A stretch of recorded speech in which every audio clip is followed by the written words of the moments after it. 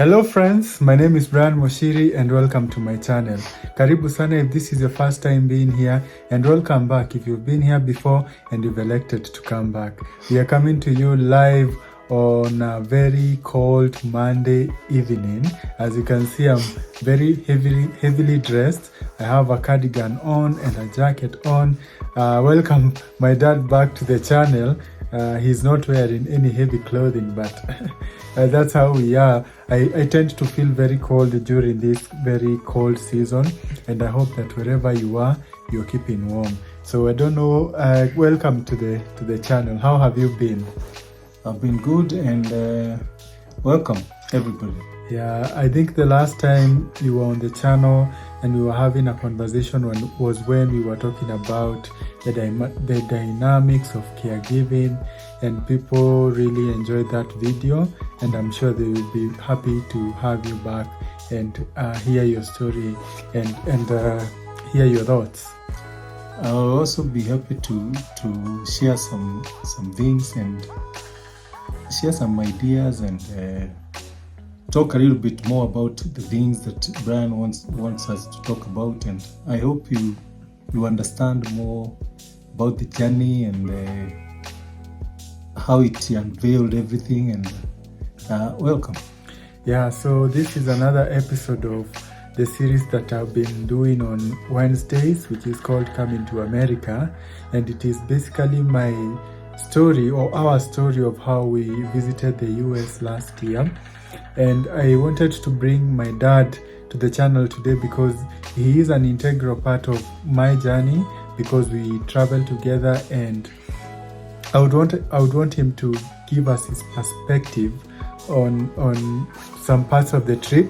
Last week we spoke about my experience on the flight, and I would want to ask him a few questions, and I know that a couple of you were asking that maybe I should add some pictures to the video. I didn't remember that we had pictures from that time, but on this video I will try and include some pictures so that it can help you visualize like what was going on during that time. So right now I want to take you back to I know it was also your first time being on a flight, so let us start there and tell me about your expectations, your concerns about not just me traveling, but maybe what were your thoughts about you traveling on via plane for the first time? Whenever you are faced with a new challenge or a new idea, there are ideas that you form in your mind. Like when Brian told me that we will be traveling to America, and of course I had very many questions. Here I am at my middle age. I'm going to accompany my son to the US. He'll be attending with other young people who are not more than 35 years old. So there are also questions about what I'm going to do with the young people for almost 3 months, and all those questions have to come in. And then when it came to traveling, I have never been in a plane before, so there is an idea that you formed in your mind that this is how an airplane is. It's very quiet. I had watched some videos of people saying that it is very cold, and that was true. It is very cold. They put the AC on, and if you want to control yours, you can do that. But the plane is a bit noisy. That was new for me. I thought it would be very quiet. Yeah. When you cough, everybody hears, and so when we got into the plane, and I don't know, maybe it's the position that we were put in, but it wasn't that quiet. Yeah, I think we were sitting right next to the wings, and that is where the engines are, so maybe that is why it was a bit noisy. But I guess it also depends with the size of the plane, because I think the smaller the plane, the more noisy it is. Because if you can remember, there is a point we traveled in a smaller plane from Detroit, from Lansing to Detroit, and it was very noisy, if you can remember. But for me, I found it smoother than the big one. Personally, I think the bigger planes are more smooth, but if you picture yourself in a plane, it feels like you're just in a big bus. That was my experience. Because the only difference comes when you are landing and taking off. That's when you really experience the extreme speeds that a plane moves at. It's almost 1,000 kilometers per hour. And they move fast. Yeah, they are really fast. And I think that for me, that was the big surprise, that when you're in a plane for 8 hours, it almost feels like you are on a long trip from Nairobi to Mombasa. For me, at some point, it stops being these big, amazing things. Then it just becomes like very normal. Like a big bus. Yeah, like a big bus. I was in last week's video, I was talking about how we were not put in the same. You were put a few seats behind me, and I don't know what you. Maybe, do you remember who you were seated next to, or maybe even what you ate? Because I think we ate supper and we ate early breakfast. Do you remember? What was your experience? I can't really remember what we took, but we ate some funny food, and I can't recall exactly what we ate, but I had so much in my mind, especially in terms of what if Brian is not able to cope with the seats, with the time, and all that was running in my mind. But I left everything to God and said, if other people are using the planes, and also I've had friends telling me that people who have disabilities also travel on planes, and I left everything to God and fate, and it was good. Although he was very tired, especially when we were getting to France. But after we got there, we relaxed a bit. The layover wasn't that long, and I think we were lucky because we were helped.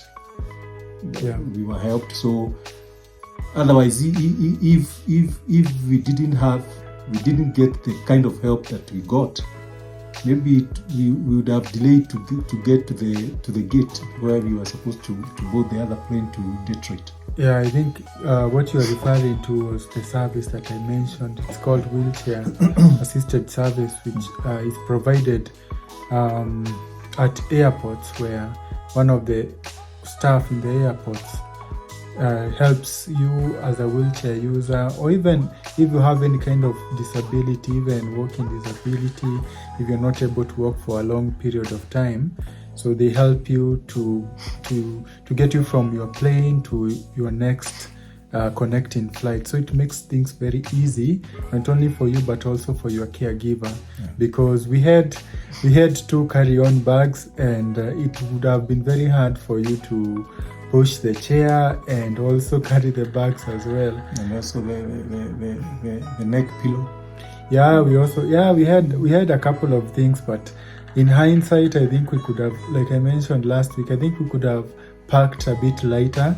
We didn't have to carry 2 entire full bags for that short period of time.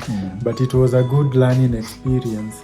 So I was also talking about how on the Delta flight from France to Detroit, it was a very hard flight because it was almost 9 hours. But the fact that they didn't give us earphones, and it was during the day, so it was very hot. It was hot. It was for that part of the journey. I don't think the AC was working as it needed to work, but I felt like it was very hot in that place. It was hot, but the consolation was we were getting off the plane in a few hours. So you were counting down the time, and I was feeling, even though we are a bit, we are tired, in a few hours we'll be off and we will have arrived. So I think that was the consolation. So I enjoyed the Delta flight more than I did the Air France. Oh, okay. Flight, yeah. So the second leg of the flight of the trip was easier for you. Yeah. Yeah. So I would want to know, like, what were your first impressions when we landed and we exited the airport, the Detroit airport? I would want you to maybe take us back to how you felt, or I'm sure you must have felt a relief now that the trip had ended. Mm-hmm. But paint us a picture of how you saw the US and what was running through your mind. When I was in secondary school, I was taught by Americans. The principal and a few teachers came from. It was a Christian school. Mm-hmm. It was sponsored by a Catholic church. So we had brothers who came from the US, and we were mimicking how they were talking, and we were enjoying. That is, I think that was the first impression that we got about America. Mm-hmm. Then when we were in Form 1, the Olympics happened in I think in LA, Mm-hmm. in Los Angeles. So we started identifying and learning more about America, and we would ask them questions, and so we started loving America. Then the music, it was the 80s, the soul music and all that. Mm-hmm. Most of the music was coming from America. So we had this image of how America is, and then the movies. So when we landed, I told Brian, we are in America now. Mm-hmm. And well, from above, it looked massive. The Detroit metropolis was looked very expansive, and it was well planned, and you could see how the streets, the land was very well planned. So when we landed, there was that American accent everywhere. Mm-hmm. And they wanted us to talk loudly, Yeah. so that they could understand. Then there was this issue about pronouncing words in an American way so that they can understand. Yeah. If you tell them water, they cannot understand what you're saying. So, and sometimes we will say that people change their accent after going to America, maybe for a month or two, but it comes with the Out of necessity. Yeah, we noticed that Americans love to announce it. I don't know if they love to project their voices when they are speaking. When you interact with an American, you realize that when they speak, they are not very humble as we are, so to say. Their voices are not low, such as ours. They like to project, so they expect the same from you when you are talking. And like my dad said, different things have different meanings in from here and in the US. So they don't say chips they say fries. They don't say, when you eat nice food here, we say it's sweet, but there they say it's delicious. Yeah, all kinds of very, very, very nuanced things that are different between here and there. I in my mind, I have this image when we arrived and I saw the Michigan bus, Michigan State University bus. And that was maybe my realization that we had arrived, and that was my first interaction with America outside the airport. And now that is a very significant image in my mind. And yeah, and it was the first accessible bus I was able to be in. It was actually the first bus that you've been in for a long time. Yeah. Since the accident. So that was a very aha moment for me, because I'd never seen an accessible bus before, even here in our country. I have been seeing them maybe online, but that was my first time not only seeing one, but also being in one and not having to be transferred physically from the chair to the bus. And also there was this issue of the person who was meeting us. I had not interacted with them a lot through emails, and Brian was doing that, and they were calling us by name, actually the first name. So and they won't even wait until you are here. They would call as if they know you were, as if you've met before, and so come, wait, Brian, you here is Stephen, come. So it was an experience that you don't actually experience here, because people here are a bit they are slow. They want to talk to you. They don't even look you in the eye. The Americans look you in the eye and they call you by first name. It's like you've met before. So it was, you feel a bit welcome. Yeah, that took some getting used to, especially the eye contact part, because we were told about this in the pre-departure orientation.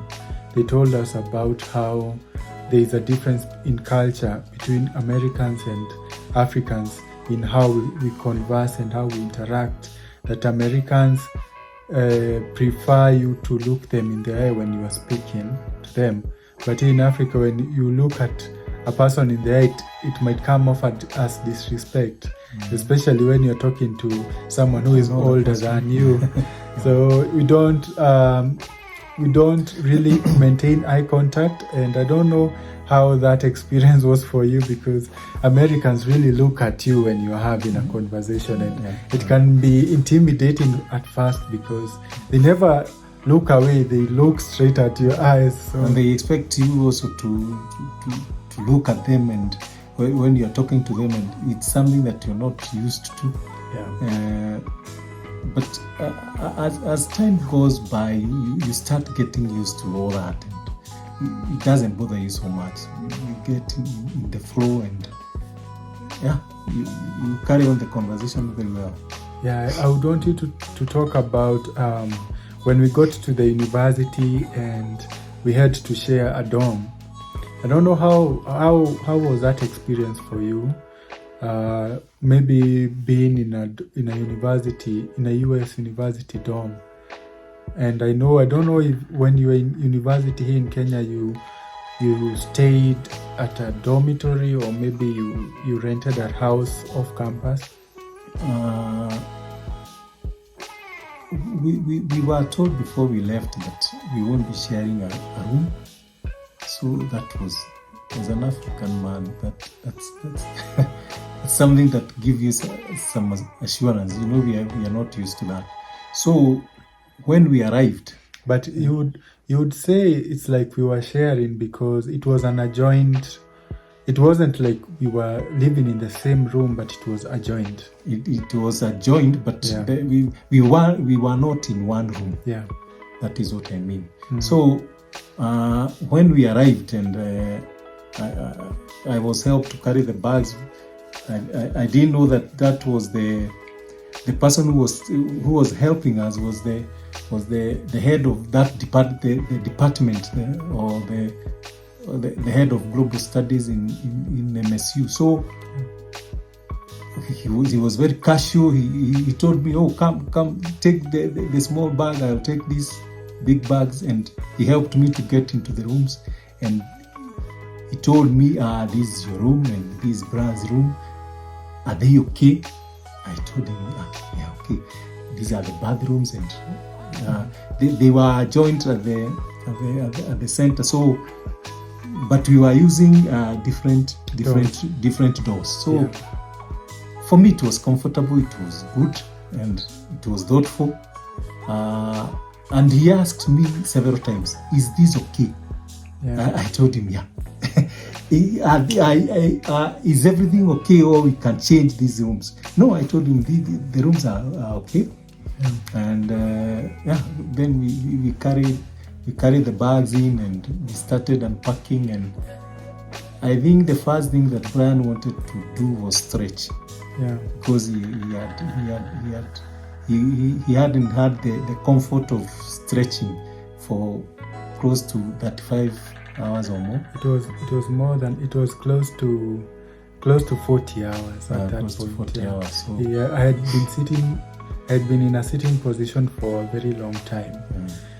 Something else that I remember when we arrived was just how considerate the fellowship had been, in terms of not only supplying or providing for a scooter that I was going to be using when there, but they had also supplied a lift and other assistive devices such as adult diapers and catheters. So even though I was very anxious about whether I would get those things there, we found them readily provided for, and that was a surprise, because it was accommodation unlike anything else we had experienced.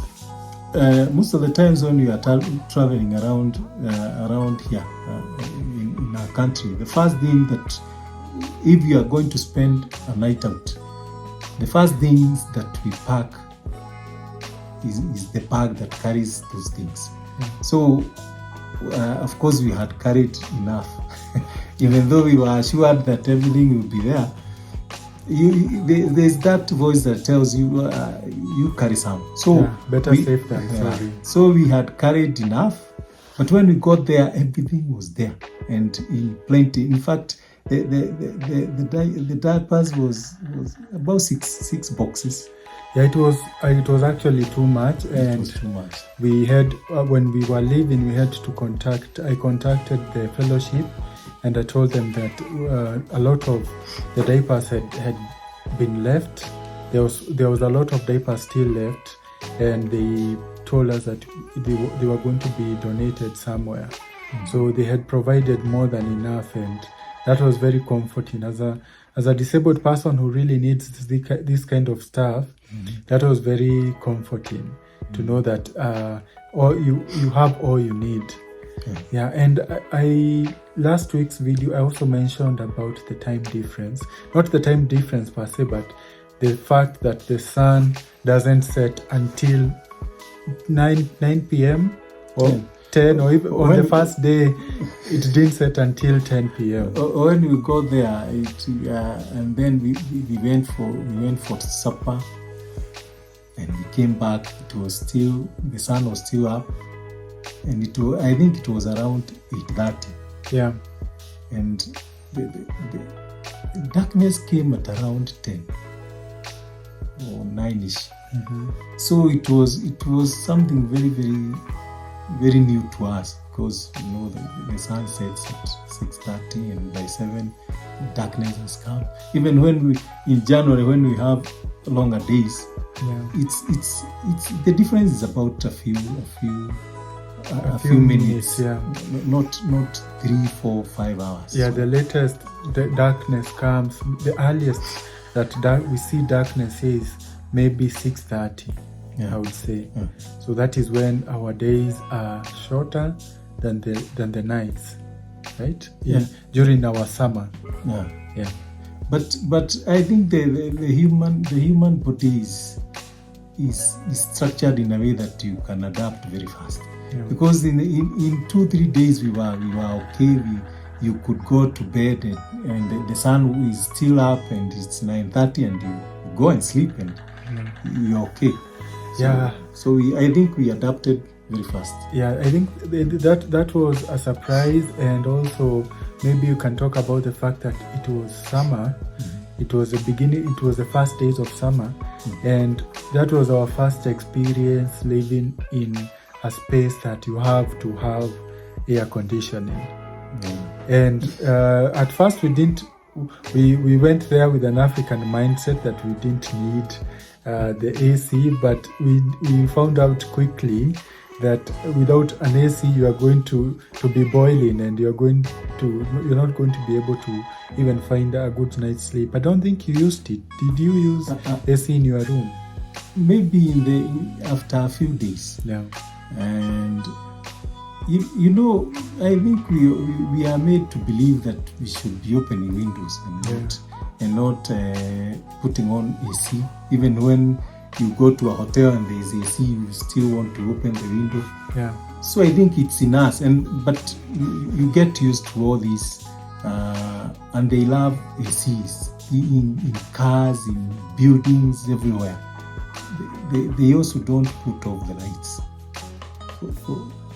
Maybe it's because they have moved from maybe the place that we are, that you put off the lights and you want to save power and you want to save money. Oh, so for the time that you are there, lights were never put off unless you in your room that you put off the light when you want to sleep. So that was also something new. Oh, you mean the lights in the corridors? The lights in the corridors. Oh, okay, yeah. Yeah, that was again. These are culture shocks, and there was also a massive time difference between the people at home and us being there, because the people at home were 8 hours ahead. So communication, in the beginning, communication was a bit tricky because we had not yet figured out when was the best time to talk with the people at home. I don't know if you felt that struggle in the beginning to how the best way to communicate with mother when she was still here, because in the beginning, for me at least, it was hard to figure it out. In the beginning, it was a bit tricky because you want to say that you're in America now, and you want to talk and see all the new things that you've seen. But when I first called, and I think it was almost 9 here. So you have to structure your time very well, and then we figured out that the best time to call was when we were in the after taking breakfast. You would call, and here I think it was around 3 in the afternoon. Yeah. So when we were not busy, I would call at around noon there, and here it was almost evening. So we would have ample time maybe to talk for an hour or two. And then the Wi-Fi there was good. Oh, the Wi-Fi. The Wi-Fi, and it was available everywhere. So once you get into the university and they put you in the system, the Wi-Fi, you can. We didn't even remember that we didn't have the TVs. Yeah. You have your phone, and you are entertained until all the time that you want to do whatever that you want to do on your phone, because the Wi-Fi is good and it's strong. And I think the Wi-Fi was somewhere between 100 Mbps to 200. It was that fast. I had not experienced Wi-Fi that fast before. I think the fastest we've ever had Wi-Fi here at home was 10 Mbps. So that was a big difference. I don't know if I have pictures of our dorms, but if I do, I will post them. I will show you guys. But the I think you have some. yeah, the room was very spacious, especially my room, as I will, because it was an accessible room. It was very spacious, and we had even a fridge. If you may remember, a fridge, a working space, and like I mentioned, I had a lift as well. So that was the first time we interacted with a Hoya lift, and we didn't know how to use it because we had not seen it. We had not seen one before, and that was that was a realization that caregiving or even disability as in general can be made very simpler. Disability can be made much simpler with the right assistive devices and with the right support. Because even if you might remember, I don't know if you remember, but the traffic lights would talk back to you. They would, let's say for instance, you are blind, like Fifi. Fifi was a blind fellow from Lesotho. Because she couldn't see, all she needed to do was press a button on the traffic lights, and then they would speak back to her when they would tell you when it was time to go, when it was time to stop. Do you remember that? Yeah, it was a new experience, and everybody was following the rules, and it was well structured. You could see there's an intersection. There are no cars coming this way, and you would see these cars, because the lights have turned red, they would stop. Yeah. And one day I asked one of the guys there, why don't you cross? The road is okay. And he told me that he said something like it's a call of honor. Honor system. Yeah, it's honor system. You don't cross. You cross when you're supposed to cross, and it was humbling. Yeah.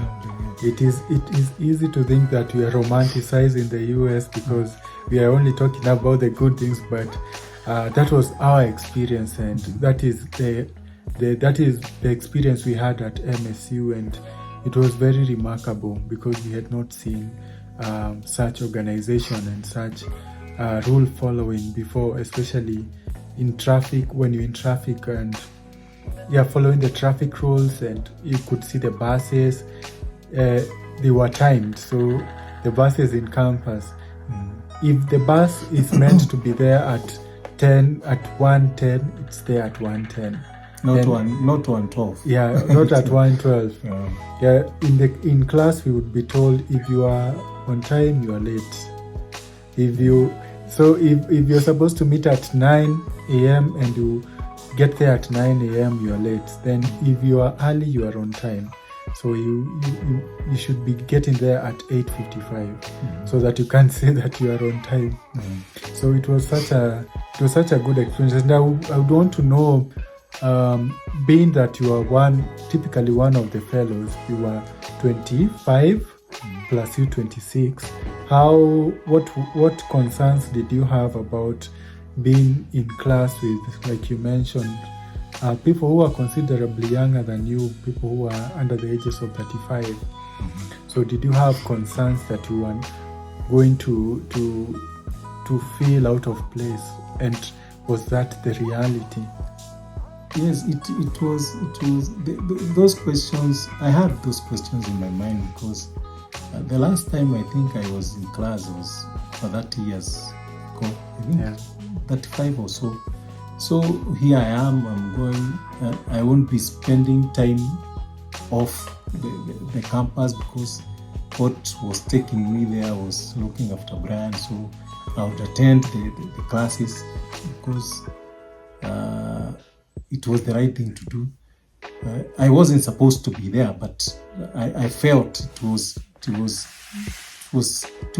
the right thing to do. So I attended all the classes, and I think after the first lesson, I was okay, because the introductions were done and everybody was friendly.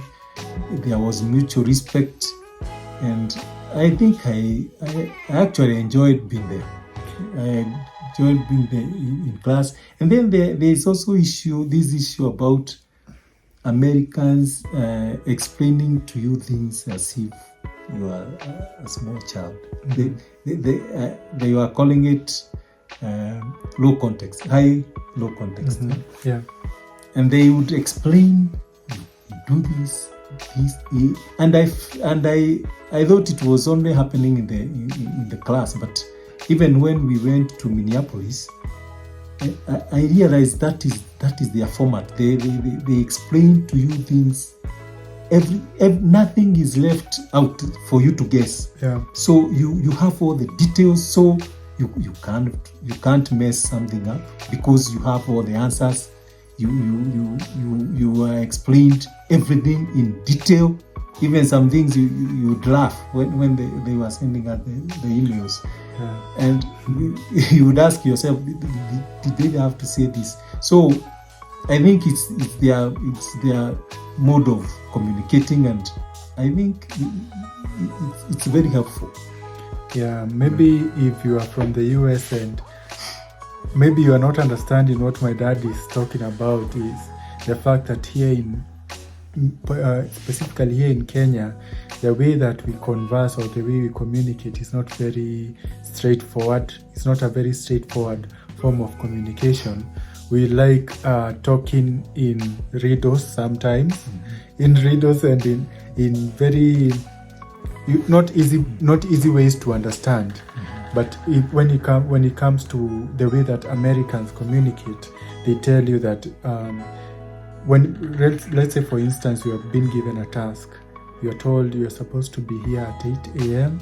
and your duties will be to go do this, do 1, 2, 3, and after you are done, you can go home or lunch will be at this time.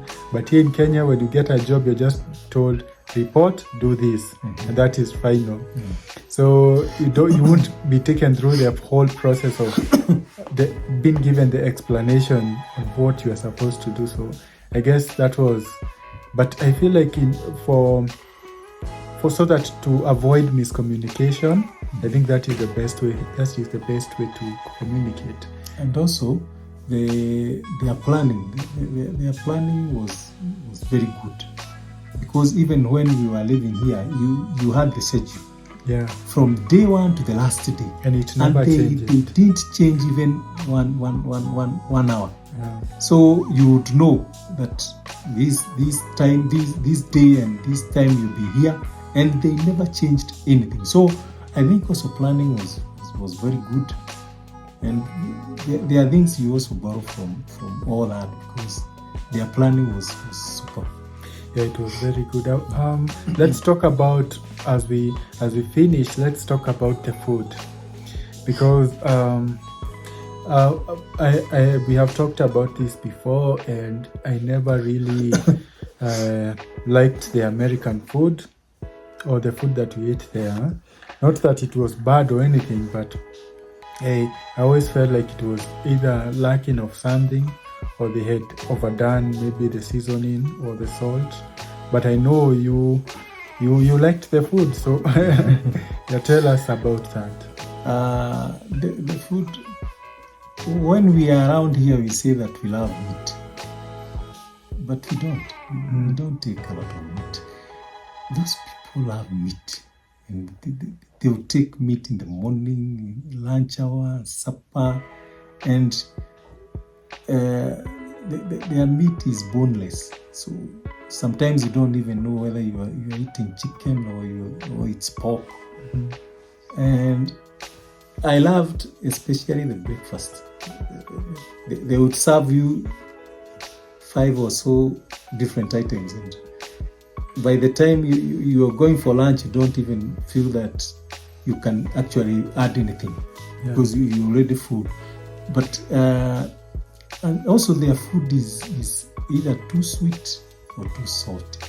Yeah. It's never in between. Yeah. So before you get used to all that, you have some struggles, especially for a person with a few years, you checking on your sugars and all that. But generally, the food was good for me. Yeah, the thing that I enjoyed a lot about the US was the drinks. I would that was the only thing I looked forward to. The juices, they had all varieties, and that was my favorite part. Just knowing that I can have Fanta, I can have, and their Fanta tastes different, but that was my favorite part. Just the drinks.